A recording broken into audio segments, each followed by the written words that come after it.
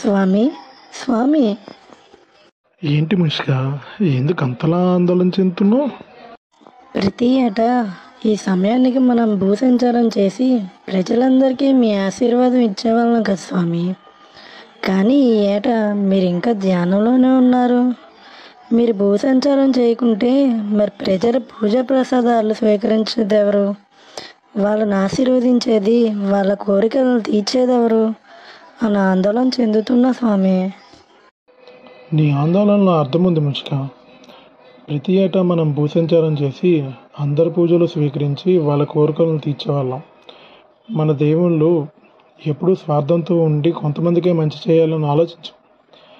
మమ్మల్ని కొలిచే వాళ్ళు మంచి వాళ్ళైనా చెడ్డవాళ్ళైనా సరే మనస్ఫూర్తిగా కొలిస్తే వారి కోరికలను నిస్వార్థంగా తీరుస్తుంటాం. అందువల్ల మంచి వాళ్ళకి చెడ్డ వాళ్ళకి కూడా మంచి జరుగుతుంది తప్ప మంచికి న్యాయం జరగట్లేదు. భూసంచారం చేస్తుంటే వాళ్ళు చేసే పూజలు చూసి మనసు కోరికల్లో న్యాయం ఆలోచించకుండా ఏదైనా సరే తీర్చేయాలనిపిస్తుంది ముష్క. అందుకే ఈసారి కైలాసంలోనే కూర్చొని ఏ భక్తుల కోరికలు న్యాయంగా ఉంటాయో అవే తీరేలా చేద్దామని అనుకుంటున్నా ముష్క. మీ ఇష్టం స్వామి, మీ నిర్ణయం ఏదైనా సరే సజావుగానే ఉంటుంది. కానీ స్వామి, కొంతమంది మంచి వాళ్ళు కూడా వాళ్ళు చేసేది చేయకుండా కేవలం మీ దేవతలనే నమ్ముకొని ఉండిపోతుంటారు. మంచి వాళ్ళు అయినంత మాత్రాన అటువంటి వాళ్ళ కోరికలను కూడా తీర్చడం న్యాయం కాదు కదా స్వామి.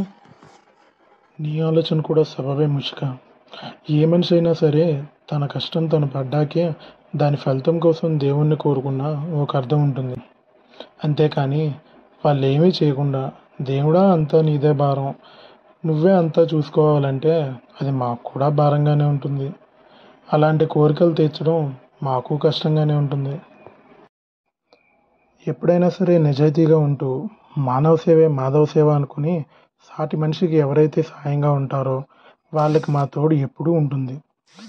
అంతేకాని ఏది చేయకుండా అంతా నీదే భారం స్వామి అనుకుంటూ కూర్చుంటే అవి ఏ దేవుడు కూడా తీర్చలేని భారమే అవుతుంది.